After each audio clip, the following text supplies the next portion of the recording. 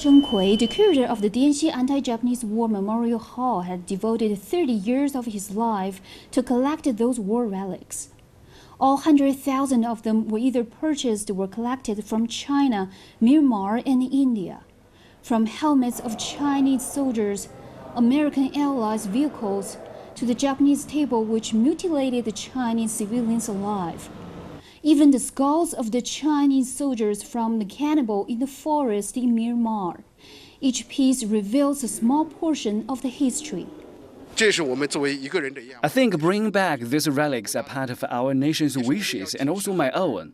They serve to remind our future generations of the history behind them. That preservation of history is a constant work in progress. Duan is still sorting out information for most of them.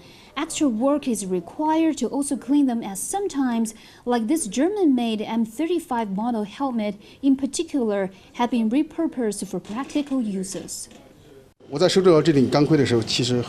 I was shocked when I located this helmet with a family in Myanmar.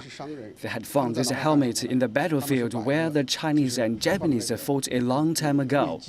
They used it as a container for chicken feedstock. We can see 5 bullet holes on the helmet. A bomb must have exploded beside this Chinese soldier wearing this helmet. He and many other soldiers died fighting for today's peace. And then there are some items which are source of pride. This machine gun was used during the Songshan battle.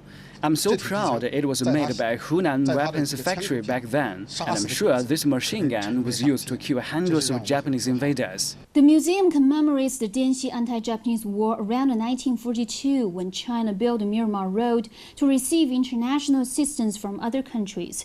Duan's penchant for collecting these relics isn't driven by personal interest alone. Rather, it is his intense patriotism and a nationalistic spirit. And the hobby comes at a sacrifice. The price of intensive restorations threw him into debt, and he was even sent to prison twice in Myanmar. But despite all of this, he hopes more people will continue in the mission to preserve history for further generations. Duan says about 400,000 Chinese people joined the Expeditionary Army during the Dianxi anti-Japanese war to fight the Japanese invaders. But the names of only about 100,000 Chinese soldiers have been recorded and engraved on the wall for generations to pay the respect.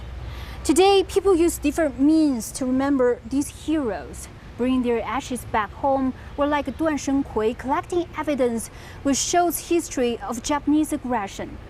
For generations, this side of the war records not only the names of the soldiers, but also the history of the Chinese determination to fight the Japanese invaders. Liu Yang, CCTV, Yunnan Province.